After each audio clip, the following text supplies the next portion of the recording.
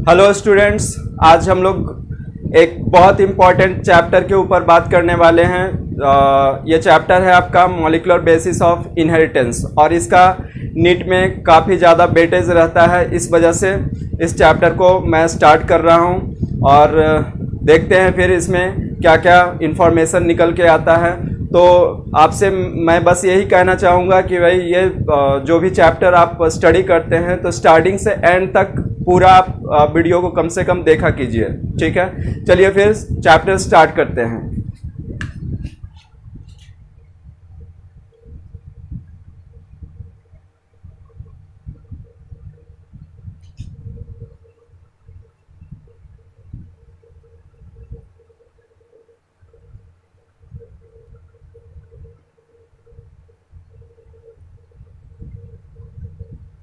Molecular basis of inheritance, ठीक है। तो ये जो चैप्टर है मॉलिक्यूलर बेसिस ऑफ इनहेरिटेंस, सबसे पहले इसका थीम समझेंगे। इस चैप्टर का थीम क्या है, इस चैप्टर का ऐसा नाम क्यों रखा गया, ठीक है। तो ये इम्पॉर्टेंट है क्योंकि जब आपको थीम पता होता है कि भाई इसके अंदर इस तरह का कुछ मिल सकता है इंफॉर्मेशन, तब आपको उसमें इंटरेस्ट आना शुरू होता है, ठीक है। तो मॉलिक्यूलर बेसिस मीन्स सबसे स्मॉलेस्ट लेवल पर जाकर इसमें क्या होता है, स्टडी किया जाता है। जो स्मॉलेस्ट यूनिट क्या करता है, ट्रांसफर करवाता है कैरेक्टर को one generation to the another generation, ठीक है। अब ये बात क्लियर हो गया। मॉलिक्यूलर लेवल पे जब बात करते हैं तो ये चैप्टर भी एक थीम है किसका, बायोकेमिस्ट्री एंड जेनेटिक्स, ठीक है। तो बायोकेमिस्ट्री एंड जेनेटिक्स का क्या है, ये कॉम्बिनेशन है, ठीक है। तो ये आपको पहले पता होना चाहिए कि बायोकेमिस्ट्री इन द सेंस कि केमिकल कुछ फार्मूला वगैरह आएगा, ठीक है। और उसके साथ साथ क्या होगा, जेनेटिक्स मतलब जीन, दोनों का कॉम्बिनेशन होगा और ये कॉम्बिनेशन आगे चलकर क्या करेगा, इनहेरिटेंस को कैरी करवाएगा, ठीक है। तो इसको हम लोग फिर स्टार्ट करते हैं। तो इसमें सबसे पहले हम लोग बात कर रहे हैं एक साइंटिस्ट जिन्होंने सबसे पहले इसके ऊपर काम किया था, ठीक है।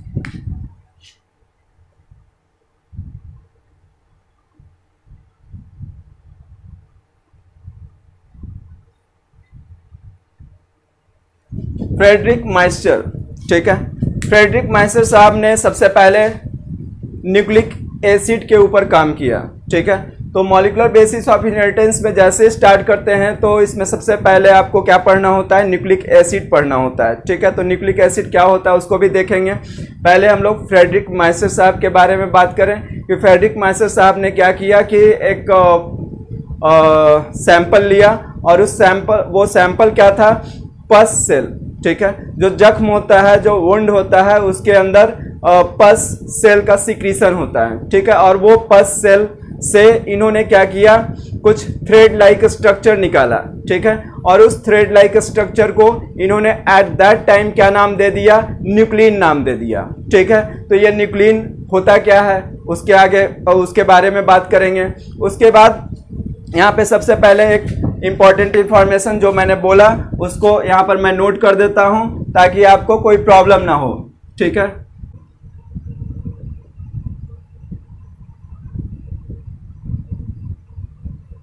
डिस्कवर्ड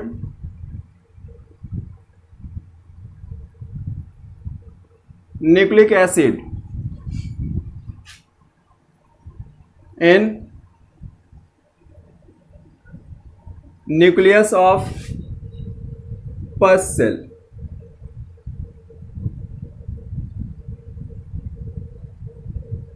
पस सेल्स, ओके। तो यहां पे हम लोगों ने क्या देखा कि न्यूक्लिक एसिड का इन्होंने क्या किया, डिस्कवर्ड किया और इसको एट दैट टाइम उन्होंने क्या बोल दिया, न्यूक्लिन बोल दिया, ठीक है। कॉल्ड न्यूक्लिन, ठीक है। तो इन्होंने क्या बोल दिया, न्यूक्लिन बोल दिया। बाद में एक और साइंटिस्ट आए जिनका नाम है एल्टमैन,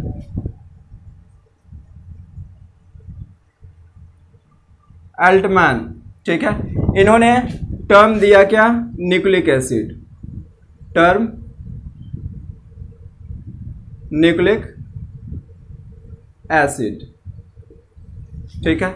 इन्होंने टर्म दिया क्या, न्यूक्लिक एसिड। ठीक है, तो न्यूक्लिक एसिड के बारे में जो टर्म दिया किसने दिया, अल्टमैन साहब ने दिया। ठीक है, अब ये बात तो क्लियर हो गया कि न्यूक्लिक एसिड का टर्म किसने दिया, अल्टमैन साहब ने दिया। ठीक है, अब हम लोग बात करेंगे फिर न्यूक्लिक एसिड होता क्या है। ठीक है, तो यहां पे अब हम लोग स्टार्ट कर रहे हैं क्या, न्यूक्लिक एसिड, न्यूक्लिक एसिड। ठीक है, तो न्यूक्लिक एसिड क्या होता है। ठीक है, तो इसको भी हम लोग देखते हैं, न्यूक्लिक एसिड क्या होता है। न्यूक्लिक एसिड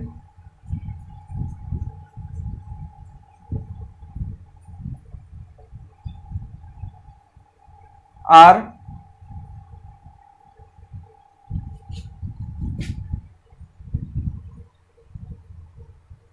पॉलीमर ऑफ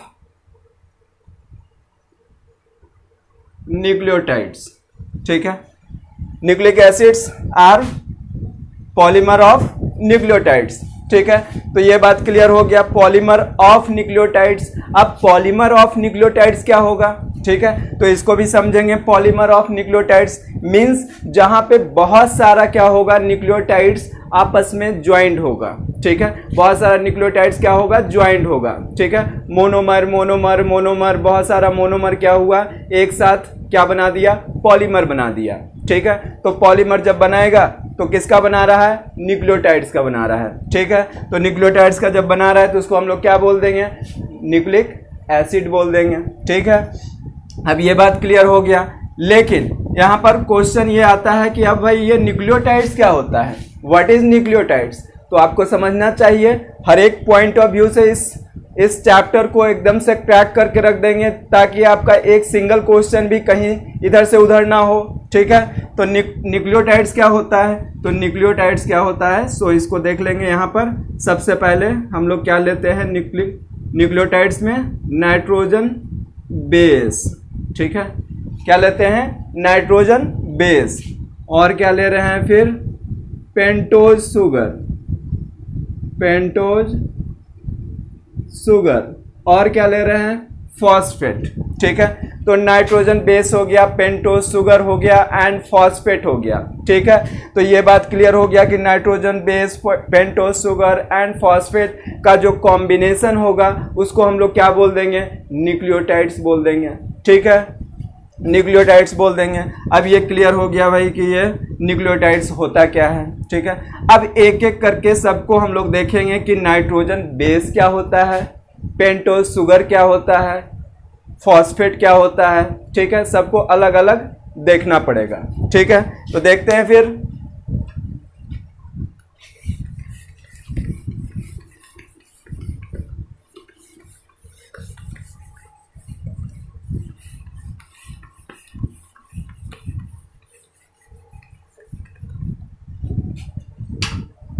मैंने क्या बोला, नाइट्रोजन बेस, नाइट्रोजन बेस होता क्या है। ठीक है, तो ये आपको जानना चाहिए नाइट्रोजन बेस क्या होता है। ठीक है, तो इसको भी देख लेते हैं, नाइट्रोजन बेस क्या होता है। जनरली मैं बच्चों से क्वेश्चन पूछता हूं कि नाइट्रोजन बेस क्या होता है, तो बोल देते हैं sir adenine, guanine, cytosine, thymine. ठीक है, तो क्या होता है का मीनिंग ये नहीं हुआ कि एडेनिन, ग्वानिन, थाइमिन, साइटोसिन। ठीक है, इससे क्लियर नहीं होगा। ठीक है, तो नाइट्रोजन बेस क्या होता है इसको समझेंगे। ठीक है,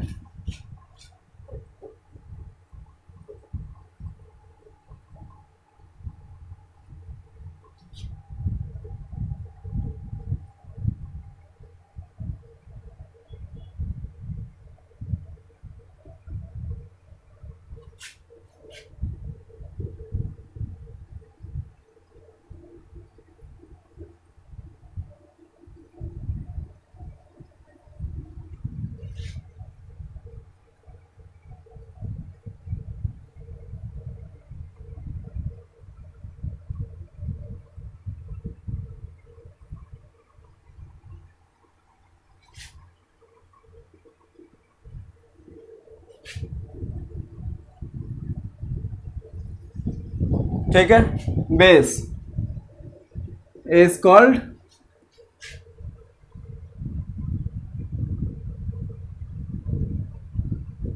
नाइट्रोजन बेस। ठीक है, अब यहां पर अगर आपसे पूछ दिया जाए व्हाट इज नाइट्रोजन बेस, तो आपको अब परेशानी नहीं होगा। क्यों परेशानी नहीं होगा? Nitrogen containing organic molecule having chemical properties of base is called nitrogenous base. ठीक है, तो यहाँ पे नाइट्रोजन कंटेनिंग ऑर्गेनिक मॉलिक्यूल, वैसा ऑर्गेनिक मॉलिक्यूल जो क्या कंटेन करता है? नाइट्रोजन कंटेन करता है, right, having chemical properties of base. तो उसमें केमिकल प्रॉपर्टीज कैसा है? बेस के जैसा केमिकल प्रॉपर्टीज है, उसको हम लोग क्या बोल रहे हैं? नाइट्रोजन बेस बोल रहे हैं। ठीक है, अब समझ में आ गया। नाइट्रोजन बेस आज के बाद नहीं कहेंगे, और अगर बोलेंगे तो वो क्या हो जाएगा? एडेनिन, गुआनिन, साइटोसिन, वो आपका टाइप्स हो जाएगा। ठीक है, और टाइप्स में भी एग्जैक्टली अगर बोले तो प्यूरिन्स एंड पैरामिडिन्स टाइप्स हो जाएगा किसका? नाइट्रोजन बेस का। तो उसके ऊपर भी हम लोग अभी बात करेंगे। ठीक है,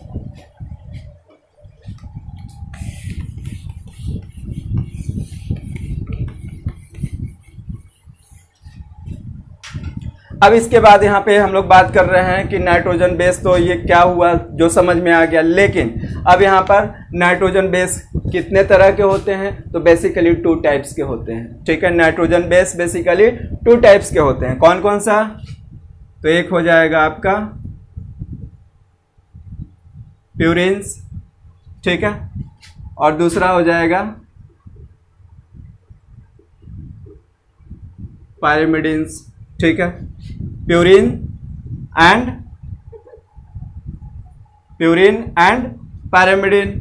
ठीक है, तो प्यूरिन्स हो गया एंड पैरामिडिन्स हो गया। ठीक है, तो प्यूरिन्स हो गया एंड पैरामिडिन्स हो गया, राइट। अब यहां पर बात करते हैं कि ये जो प्यूरिन्स है और पैरामिडिन्स है, इसका भी क्या होता है? टाइप होता है। इसके अंदर भी नाइट्रोजन बेस कौन कौन से होते हैं, तो ये पता होना चाहिए। ठीक है, तो यहाँ पर हम लोग बात कर लेते हैं कि प्यूरिन्स के अंदर क्या क्या रहेगा। तो एडेनिन रहेगा। ठीक है, प्यूरिन्स के अंदर क्या रहेगा? तो एडेनिन रहेगा। ठीक है, अब ये बात तो समझ में आ गया। इसको ए से डिनोट करते हैं। ठीक है, और क्या रहेगा? गुआनिन रहेगा।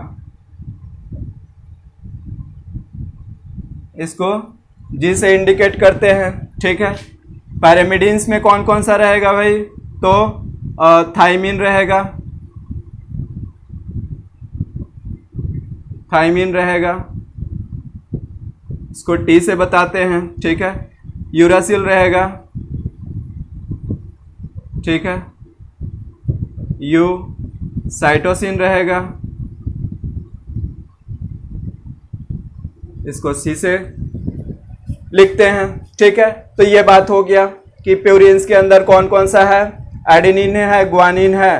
पैरामिडिन्स के अंदर कौन कौन सा है? थाइमिन है, यूरासिल है एंड साइटोसिन है। ठीक है, तो ये बात तो क्लियर है कि इसके अंदर कौन कौन सा नाइट्रोजन बेस आ जाएगा। अब इतना से ही आपका काम नहीं चलेगा। ठीक है, तो हर एक पॉइंट को हम लोग क्या करेंगे? तोड़ तोड़ के ब्रेक करके हम लोग देखेंगे। ठीक है, जितना ब्रेक करेंगे उतना ज़्यादा आपका कॉन्सेप्ट क्लियर होगा और इससे आपको क्वेश्चन क्रैक करने में आसानी होगी। ठीक है, तो अब यहाँ पे हम लोग देखेंगे प्यूरिन का स्ट्रक्चर कैसा होता है, पैरामिडिन्स का स्ट्रक्चर कैसा होता है, उसके अंदर क्या पॉसिबिलिटीज़ है क्वेश्चन का। ठीक है, तो उसके ऊपर अब हम लोग बात करेंगे। ठीक है,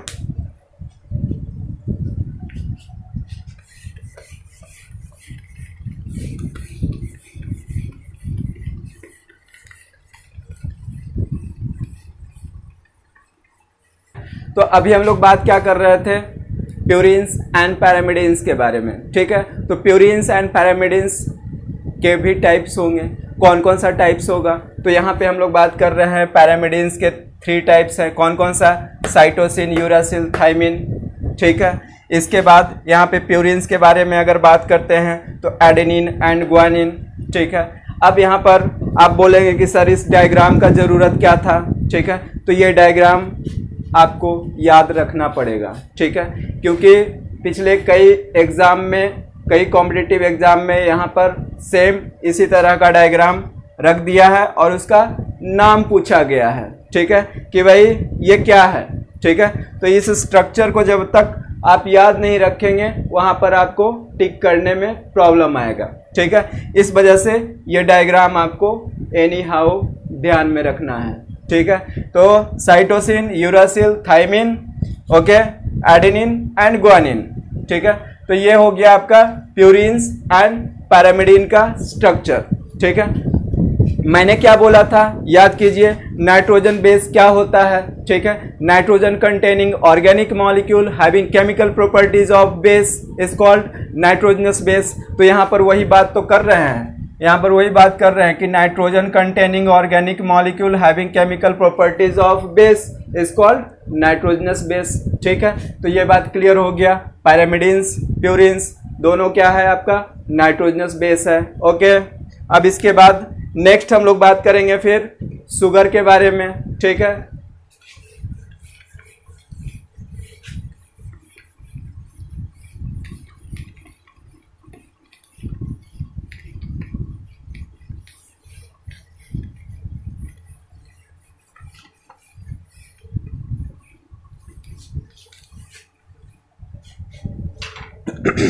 ये डायग्राम इसलिए मैंने बना दिया था पहले कि आपका टाइम सेव हो और आप बोर भी ना हो और वीडियो का लेंथ भी बड़ा ना हो।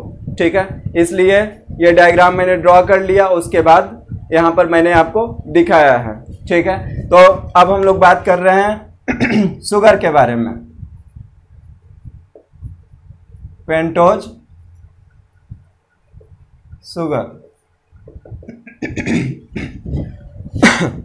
सॉरी।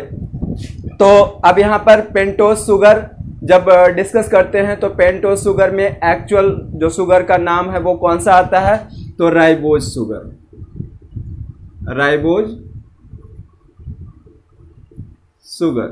ठीक है, न्यूक्लिक एसिड जब डिस्कस कर रहे हैं तो एक क्वेश्चन और एक माइंड में एक इंफॉर्मेशन यहाँ पर हिट करता है, वो क्या है, डीएनए। ठीक है, और डीएनए का फुल फॉर्म आप सभी को पता होगा। डीएनए का फुल फॉर्म क्या होता है, डीऑक्सी राइबो न्यूक्लिक एसिड। ठीक है, तो जस्ट मैंने एक हिंट दिया है। अब इस पर कुछ क्वेश्चन अराइज करूंगा। पहले शुगर का एक स्ट्रक्चर ड्रॉ कर लूं।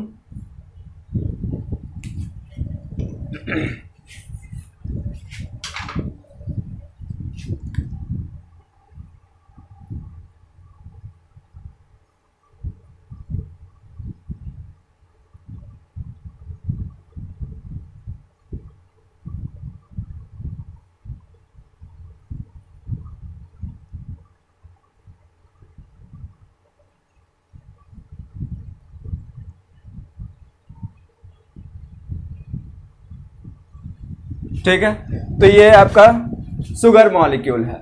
कौन सा शुगर मॉलिक्यूल है भाई, राइबोज शुगर है, राइबोज शुगर है। ठीक है, अब यहां पर मैंने एक क्वेश्चन मैंने बोला था कि एक क्वेश्चन अराइज करूंगा।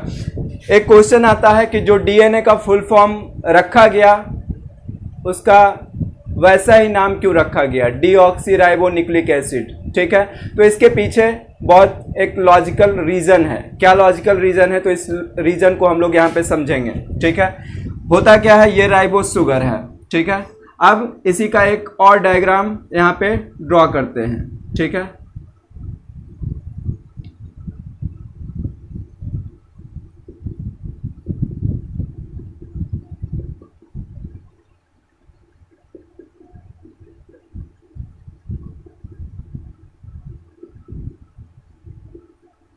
ठीक है, इसका पोजीशन मैं इंडिकेट कर देता हूं। पोजीशन इसका 1 2 3 4 एंड 5। ठीक है, ये पेंटोज शुगर है। ठीक है, क्यों पेंटोज शुगर है, तो यहाँ पे नंबरिंग से आप पता कर सकते हैं 1 2 3 4 एंड 5। ठीक है, अब यहाँ पर क्या होता है, डीऑक्सी राइबोज। ठीक है, डीएनए का फुल फॉर्म क्या था, डीऑक्सी राइबो न्यूक्लिक एसिड।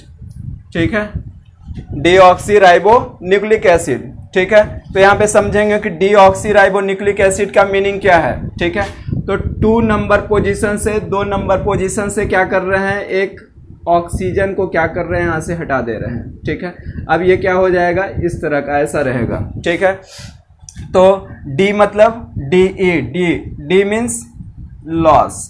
किसका लॉस, किसका, ऑक्सीजन का लॉस, ऑक्सीजन का लॉस। कहां से, राइबोज शुगर से लॉस हुआ। प्रेजेंट कहां होता है, न्यूक्लियस में, इसलिए न्यूक्लिक। अब एक क्वेश्चन यहां पे ये रह जाता है आपका कि एसिड नाम क्यों पड़ा। ठीक है, तो एसिड क्यों बोला जाता है, इसके पीछे भी रीजन है, देखेंगे। तो ये जो आपका स्ट्रक्चर हो गया, ये क्या हो गया, डीऑक्सी राइबोज।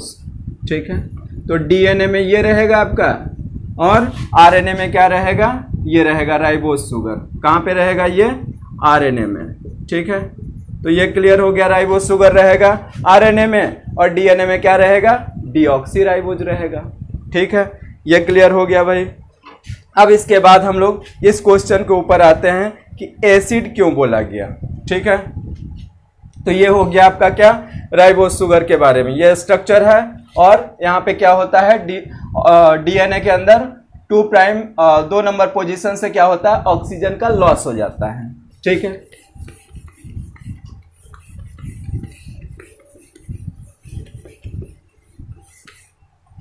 अब इसके बाद यहाँ पे बात करते हैं ये एसिड क्यों पड़ा। ठीक है, तो इसको भी रब करना पड़ेगा। हाँ, तो यहाँ पे क्या बात कर रहे थे, न्यूक्लियोटाइड्स। ठीक है, तो न्यूक्लियोटाइड्स के अंदर क्या क्या था, न्यूक्लियोटाइड्स के अंदर नाइट्रोजन बेस था। ठीक है, और क्या था, शुगर था, राइबोज शुगर, या इसको आप यहां पे लिख दें पेंटोज शुगर, और क्या था, फॉस्फेट था। ठीक है, तो क्या फॉस्फेट पी के फॉर्म में होता है, नहीं। ठीक है, तो यहां पर अब क्या होता है, पी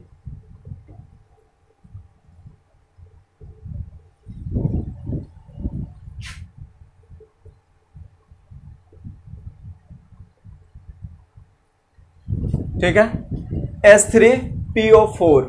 ठीक है, ये रहता है आपका H3PO4 के फॉर्म में, H3PO4 फॉस्फोरिक एसिड के फॉर्म में रहता है। कौन से फॉर्म में रहता है, फॉस्फोरिक एसिड के फॉर्म में रहता है। यही एसिड तो है यहाँ पे। ठीक है, और ये P है जो न्यूक्लियोटाइड्स के अंदर है। ठीक है, तो ये बात समझ में आ गया कि एसिड कहाँ से नाम पड़ा, डीऑक्सी, डी मतलब लॉस, ऑक्सी मतलब ऑक्सीजन, राइबो मतलब ribose, nucleic means nucleus. Acid कहाँ से आया, तो ये आया एसिड कहाँ से, फॉस्फोरिक एसिड से नाम आया इसका। ठीक है, तो ये क्लियर हो गया कि इसका फुल फॉर्म ऐसा क्यों रखा गया भाई।